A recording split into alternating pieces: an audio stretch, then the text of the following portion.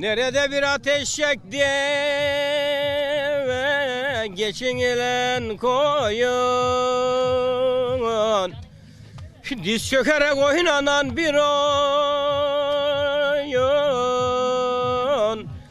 Görsem yaylalar gelir aklıma,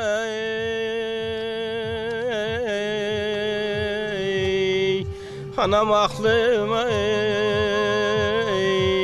kardeş aklıma. Oy. Yaz gelende göçler yollara dizilirdi. Önceden gidilir yurt yerleri gezilirdi. Anam nereden ölsek mezarımız oraya kazılırdı. Kardeş kazılırdı. Oy. Issız dağlarda bir dukku kuşu görsem,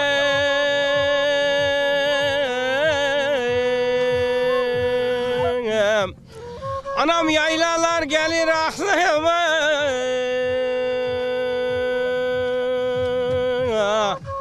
göç yolları gelir aklıma, kardeş aklıma.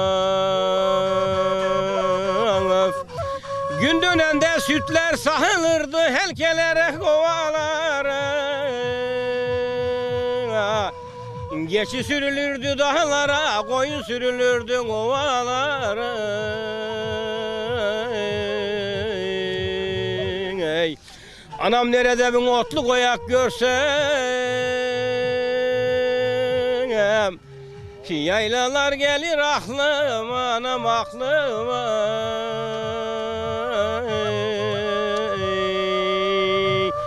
Konduğumuz göçtüğümüz yurtlar gelir aklıma.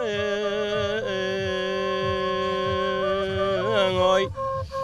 Dere kenarına çifte çifte kazanlar kurulurdu. Oy. Tokuşlar çamaşırlara vurulurdu. Oy. Küllü suda yıkanan çamaşırlar çalın üstlerine serilirdin anam, serilirdin. Ey, şimdi nerede ben akıp giden pınar görsem,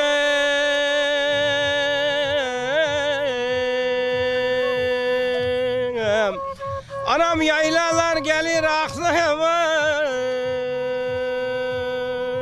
Ay, kardeş aklıma. Oy.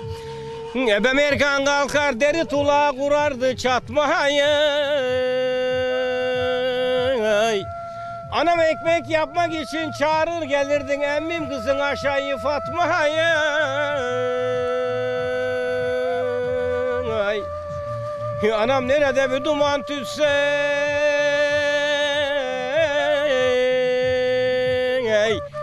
bazlamalara tereyağlar sürüp yediğimiz yaylalar gelir aklıma. Ey, anam aklıma. Oy. Şimdi nerede bir duman tütse,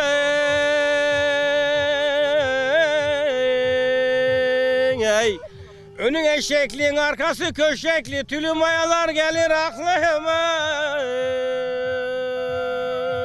Ay, anam aklıma. Ay oy. Ah anam ah, konduğumuz göçtüğümüz karlı dağlar gelir aklıma.